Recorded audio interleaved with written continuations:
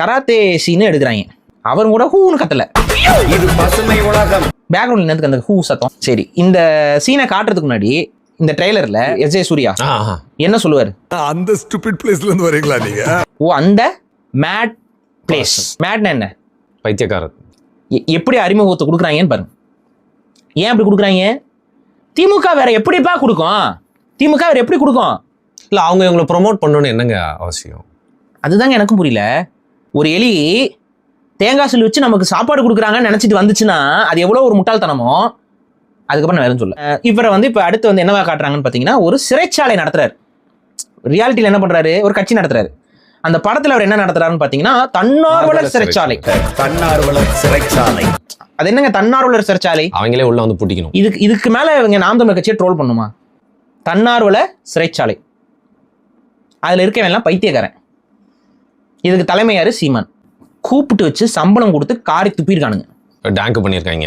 ஆமா, கூப்பிட்டு வச்சு சம்பளம் கொடுத்து கேவலப்படுத்தி படத்தை எடுத்துருக்காங்க. கண்டிப்பா இதை வந்து முட்டு கொடுக்குற மாதிரி என்ன பண்ணுவாங்க, கடைசி நேரத்தில் அவர் சொன்னது பாருங்க தலைவா, அது பாருங்க தலைவா அப்படின்னு சொல்லி முடிச்சிருவாங்க.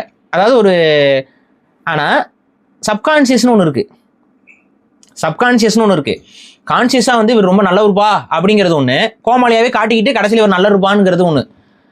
கடைசி ஃபுல்லாக கோமாளி மாதிரி காமிச்சிட்டு கடைசியில் வந்துட்டு அவர் சொல்றது நடக்கிற மாதிரியோ, இல்லை அவர் வந்து ஒரு பின்னாடி ஒரு செக்மெண்ட் டைலாக் பேசுற மாதிரியோ, விவசாயத்தை பற்றி பேசுற மாதிரியோ, இல்லை வந்து பொருளாதாரத்தை பற்றி பேசுற மாதிரியோ அவர் சொல்றது நல்லதுங்கிற மாதிரி காட்டினாலுமே மக்கள் மனதில் என்னவாக பதியப்படும்? மக்கள் மனதில் ஒரு தலைவருடைய இடம் பதியாது. இமேஜ் பாலிடிக்ஸ்ல இமேஜ் மேட்டர்ஸ். நான் ஒன்னே கேட்குறேன், உதயநிதி ஸ்டாலின்கிட்ட 5 கோடி 10 கோடி 100 கோடி கொடுத்து சந்தானமும் நீங்களும் நடிச்சிங்களே ஆரம்பத்தில் ஒரு படம் நடிச்சாங்களே, நிறைய படம் நடிச்சிருக்காங்க. அந்த மாதிரி ஒரு படம் நடிங்க, அந்த படம் நல்லா ஹிட் தானே, அதே மாதிரி ஒரு ஹிட் படத்தை திரும்ப நடிக்கீங்கன்னு சொல்லி கொடுத்து பாருங்க. 100 கோடி கொடுங்க, 200 கோடி கொடுங்க, நடிக்க மாட்டாங்க. இல்ல, அவர் நடிச்ச சீன் மட்டும் திருப்பி பார்க்க சொன்னா கூட பார்க்க மாட்டாரு திருப்பியும். ஏன்? ரீசன் என்ன? இனிமேல் இல்ல, துணை முதல்வர் ஆயாச்சு, முதல்வர் ஆகணும்ல. இந்த இமேஜ் உடஞ்சிரும். இந்த இமேஜ் உடஞ்சிரும். அப்ப இங்க என்ன பண்ணிருக்காங்க?